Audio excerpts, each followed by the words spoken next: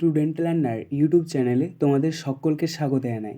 আজ আমাদের আলোচ্য বিষয় সপ্তম শ্রেণীর বাংলা বিষয়ের ফার্স্ট সামেটিভ এক্সাম অর্থাৎ প্রথম পর্যায়ক্রমিক মূল্যায়নের একটা উত্তর সহ নমুনা প্রশ্নপত্র নিয়ে। ফুল মার্কস তোমাদের থাকবে 15, সময় থাকবে 30 মিনিট। প্রথমে তোমরা সিলেবাসটা দেখে নাও। প্রথম পর্যায়ক্রমিক মূল্যায়নে তোমাদের যে সমস্ত অধ্যায়গুলি সিলেবাসের অন্তর্গত সেগুলি হলো সাহিত্য মেলা বই থেকে থাকবে ছন্দে শুধু কান রাখো, পাগলা গণেশ, বঙ্গভূমির প্রতি, মাতৃভাষা, একুশের কবিতা, আত্মকথা, আঁকা লেখা, খোকনের প্রথম ছবি, কুতুব মিনারের কথা। মাকু অর্থাৎ সহায়ক পাঠ বইটি থেকে তোমাদের থাকবে প্রথম ও দ্বিতীয় অধ্যায়। ভাষাচর্চা অর্থাৎ ব্যাকরণ বইটি থেকে তোমাদের থাকবে বাংলা ভাষার শব্দ। সরাসরি স্ক্রিনে তোমরা উত্তর সহ নমুনা প্রশ্নপত্রটা দেখতে পাচ্ছ। 1. সঠিক উত্তরটি নির্বাচন করো, যে কোনো একটি। 1 × 1 = 1। 1-1 আজ সকাল থেকে বসে গণেশ লিখেছে গল্প, কবিতা, নাটক না ভ্রমণ কাহিনী। সঠিক উত্তর হবে কবিতা। 1-2 রামানন্দ চট্টোপাধ্যায় কোন পত্রিকার সম্পাদক ছিলেন? সাধনা, বঙ্গদর্শন, প্রবাসী না হিতবাদী। সঠিক উত্তর হবে প্রবাসী। 2 সঠিক উত্তরটি নির্বাচন করো, যে কোনো একটি। 1 × 1 = 1। 2-1 দৈবের বশে জীবতারা কোথায় খসে পড়তে পারে? স্বদেশে, ভারতে, প্রবাসে না বিদেশে। সঠিক উত্তর হবে প্রবাসে। 2-2 তাই তো সহস্র পাখির ড্যাশ আজ দিগন্ত মুখর। এখানে শূন্যস্থানে বসবে ডাকে, গানে, কলতানে না ধ্বনিতে।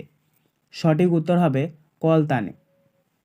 3 সঠিক উত্তরটি নির্বাচন করো, যে কোনো দুটি। 1 × 2 = 2।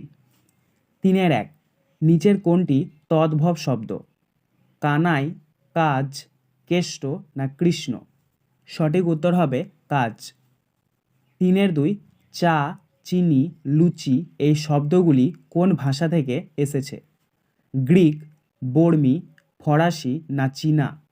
সঠিক উত্তর হবে চীনা। 3-3 বাবা কোন দেশীয় শব্দ? ওলন্দাজ, তুর্কি, পেরু না স্পেনীয়।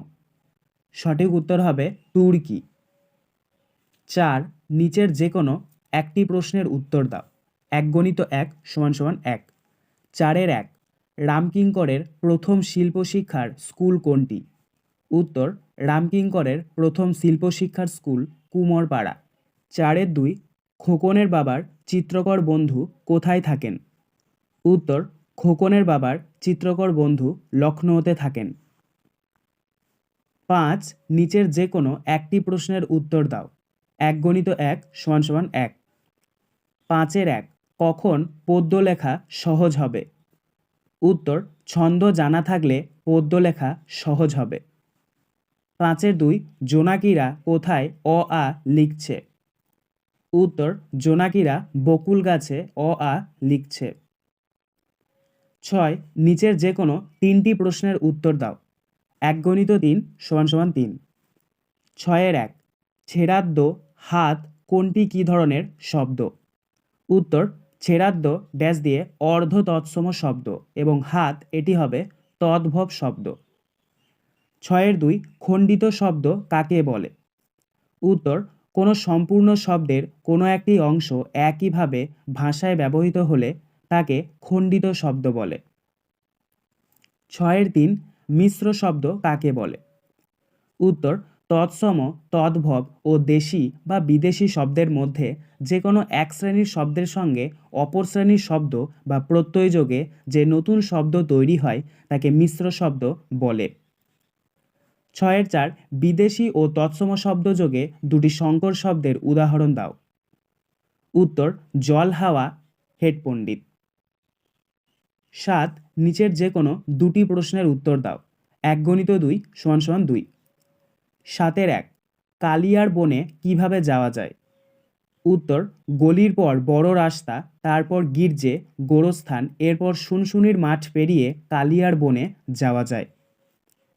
7-2 আম্মা কে ছিলেন? উত্তর, আম্মা ছিলেন সোনাটিয়ার বাপির ধাইমা। 7-3 মাকুকে কে বানিয়েছিল? উত্তর, মাকুকে ঘড়িওয়ালা বানিয়েছিল। 8 নিচের যে কোনো একটি প্রশ্নের উত্তর দাও। 2 × 1 = 2। 8-1 কুতুব মিনার নামটি কার নাম অনুসারে রাখা হয়েছে এবং কেন? উত্তর, সুফি সাধক খাজা কুতুবউদ্দিন বখতিয়ার কাকির স্মৃতি রক্ষার জন্য কুতুবউদ্দিন আইবক কুতুব মিনার তৈরি করেন। সেই সুফি সাধকের নাম অনুসারে কুতুব মিনার নামটি রাখা হয়েছে। 8-2 ও মশাই এমন বিকট শব্দ করছেন কেন? কার উদ্দেশ্যে কারা একথা বলেছিল? কোন কাজকে তারা বিকট শব্দ বলে মনে করেছিল? উত্তর, পাগলা গণেশের উদ্দেশ্যে একথা বলা হয়েছিল।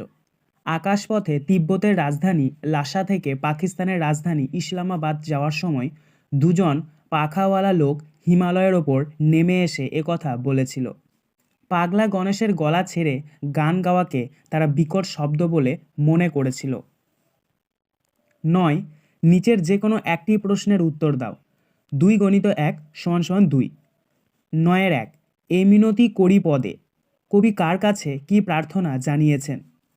উত্তর, কবি মাইকেল মধুসূদন দত্ত জন্মভূমি মায়ের কাছে জনসাধারণের স্মৃতিতে অমর হয়ে থাকার প্রার্থনা জানিয়েছেন।